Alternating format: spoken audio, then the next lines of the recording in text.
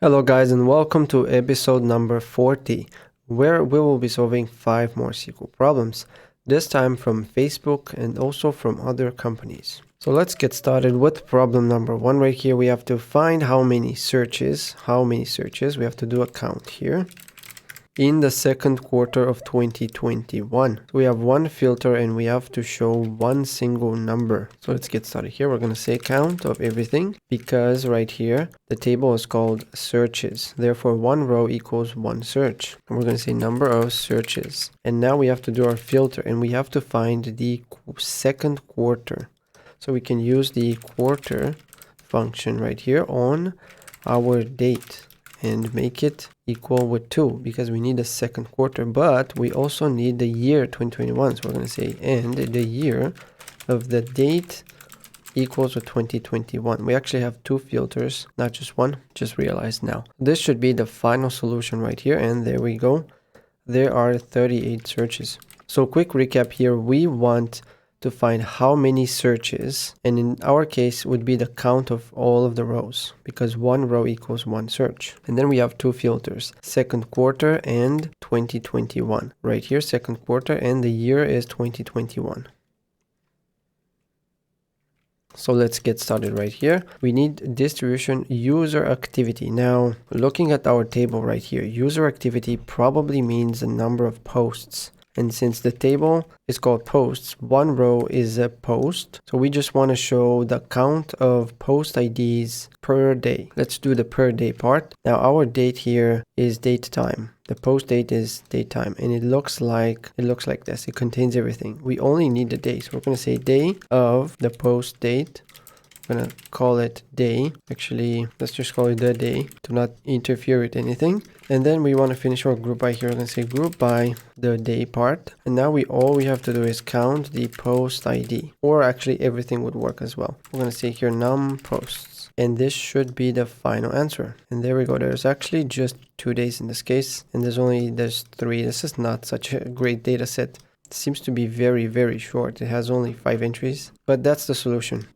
So quick recap for every day here, we want to count the number of posts. And right here, if we put asterisk, that would work as well because one post is one row.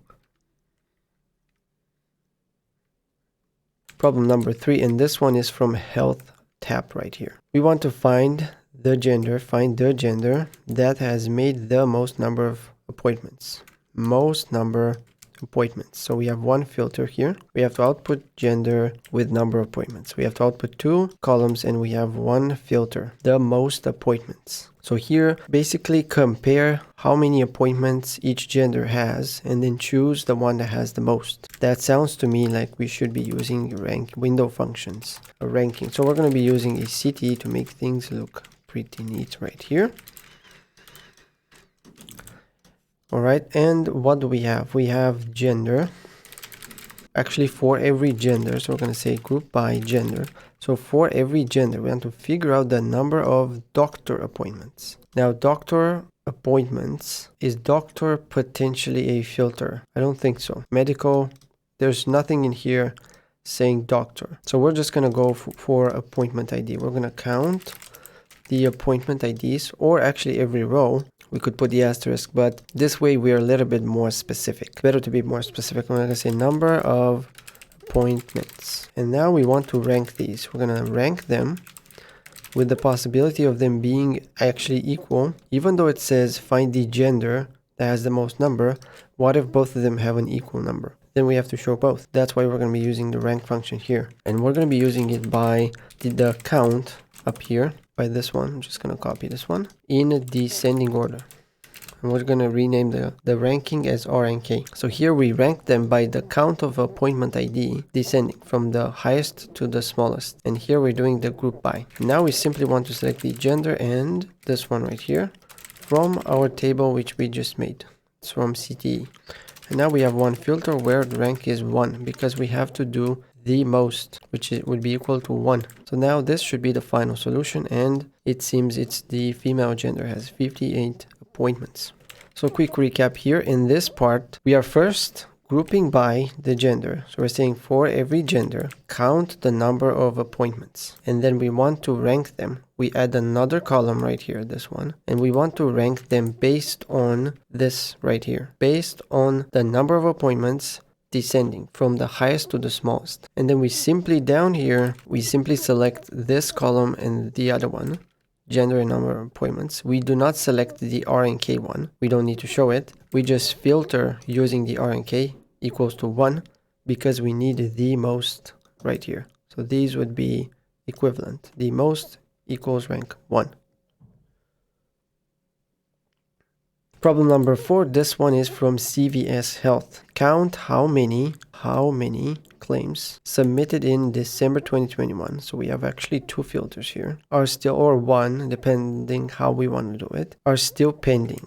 Pending another filter. A claim is pending whether it has neither an acceptance or rejection date. So these two, acceptance date and rejection, have to be null at the same time, I'm assuming. We check here the sample. It seems we have to filter for this one, the date submitted. Let's just actually start where we need December 2021. So we can say that our year of this, of date submitted, to be 2021, and the month of the date submitted to be 12. So that's the first part. Now we have to make sure they are still pending. A pending means that there's basically, it doesn't exist anything in acceptance and rejection. So right here, we want no here and no here.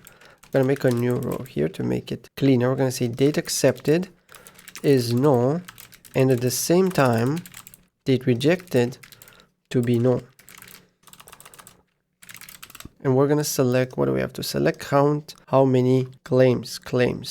Now, every row is a claim. So we're going to say count everything, number of claims. This should be the final answer right here. It would be 5. So quick recap, we want to select the number of claims, and one claim equals one row in this case. And then we have here 3 different filters. We have the year, the month. Actually, we have 4 filters. The year, the month, the date accepted is no, and the date rejected is no. This one right here, the year and the month, could be made to be just one filter, but to be honest, this is still working very well. And problem number 5, guys, this one is from Pinterest right here. We have to count the number unique users per day. We have to group by per day who logged in from both. These are conditions: mobile device and web. Now, whatever that means. We have to output date and the corresponding number of users. We have to output 2 columns. We have to group per day. We have to do the count per day only where they logged in from mobile device and the web. So everything seems to be very clear besides mobile device and the web. Let's check it out. Oh, I see. So basically we have to do the count of the users who can be found in both of the tables, because this one is already a filter here, web logs, and this one mobile logs. So we just need to aggregate based on the users that show up in both of them. So we just have to simply do an inner join. So let's get started here. We're gonna show, first let's do our join. We're gonna say mobile logs A, inner join. We're gonna say web logs B on, let's write it here, on a.userid equals b.userid. Now we want to group by, because we're going to use date. We want to group by the date, and then here we have to specify a date. So we're just going to use the first table. We have date here and we have date here. And if we don't specify it, if we leave it like this, it's not going to know, do we want this one or do we want this one? So let's just specify the first one. It doesn't really matter which one. So we're going to specify the first one, and then we need count of distinct user ID. And now again, we have to specify which user ID, because we have user ID, we have it here and we have it here. And this, we're going to call it number of users. And now it is almost ready. We actually have to make a filter where the date from the first table has to be the same date as the second table. Otherwise, we would get a wrong result. So let's check out the answer right here. And it seems there are only 3 days where there are mobile and web logs from the same user. And there are 3 users who logged on this day, on the first, 3 users who logged in on both platforms. That is what we actually are trying to find out per day. So that's why we have to say where the date is equivalent. So quick recap here, for every day here, we want to count the number of different users who logged in on both platforms. So we have to join the mobile and the web logs based on the same user ID. And then because we are doing a group by per day, we want to make sure that the day is the same.